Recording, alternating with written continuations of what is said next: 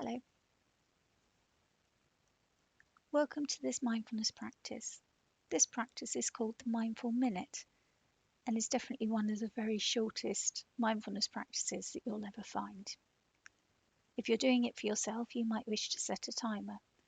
However, the idea is that you learn to count how many breaths you take in a minute so that you can do it yourself anywhere you are and you know roughly how many breaths you take in a minute so you can do it without a timer and just do it yourself for 1 minute, counting however many breaths is normal for you, and then you'll know that you've taken a moment, 1 minute to yourself. So before we begin, I'd like to ask you to sit or stand comfortably in a relaxed but upright position. Bring your feet flat on the floor, your hands in your lap if you're sitting, or relax by your side, especially if you're standing. Are your shoulders and your jaw relaxed? If not, just move them gently, slowly, until you feel that they're more comfortable. You may wish to close your eyes or relax your gaze and bring your attention just gently to your breathing. Just allow yourself to breathe normally for a few moments, and I'll begin the timer.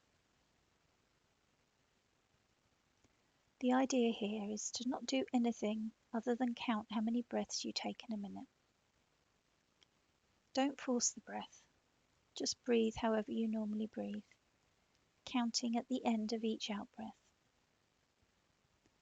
By the end of the minute, you will know how many breaths you take in a minute.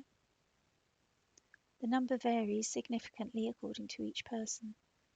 It doesn't matter. It's not a competition in how deep your natural breathing is. When you reach the end of the minute, just make a note of what number you reached. Obviously, if you already know how many breaths you tend to take in a minute, you don't even need to worry about timing yourself.